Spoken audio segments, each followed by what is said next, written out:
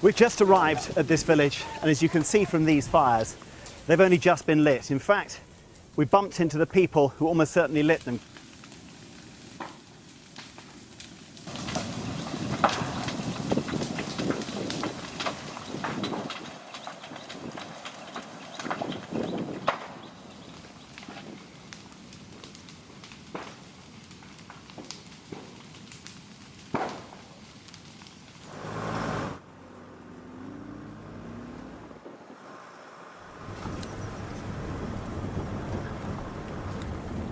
Well, we only got to see a few areas of Mongdor.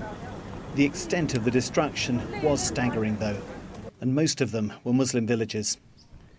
Well, they call this place Lil Tanjore. It's quite close to the coast. This is one of the first places that the Rohingya militants attacked on August the 25th, setting off this spiral of violence that has led to so many Rohingyas fleeing from Rakhine State. And if you look all around me, this area has been completely burnt down, including, if you look just behind me, that was a clinic run by Médecins Sans Frontières.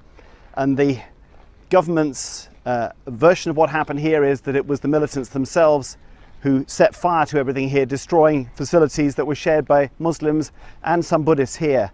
Now, we can't confirm that, we can't speak to anyone, the place is completely deserted.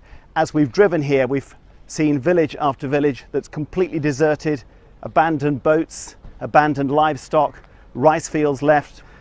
The few villages where there are people, there are only Buddhists who've been left here, have talked of immense fear of their Muslim neighbours. The only Muslims we've spoken to are inside Mongdor town itself. They're also extremely scared. When we asked them who you're most afraid of, they said the government.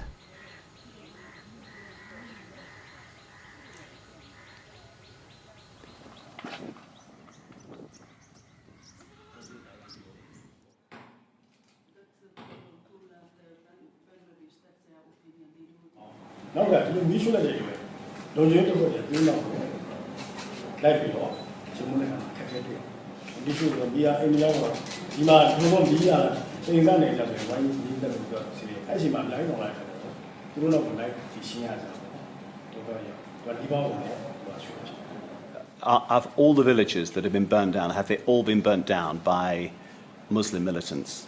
Is that what we're saying? That all of them, 100%? Okay, can we get up? Steve, can we get up?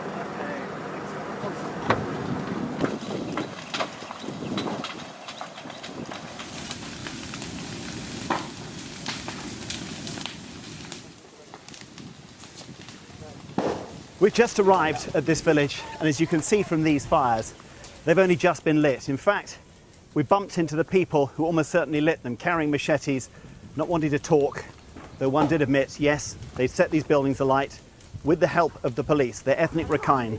This was a Muslim village. Now, the government has claimed that all of the village destruction is at the hands of Muslim militants and Rohingya inhabitants.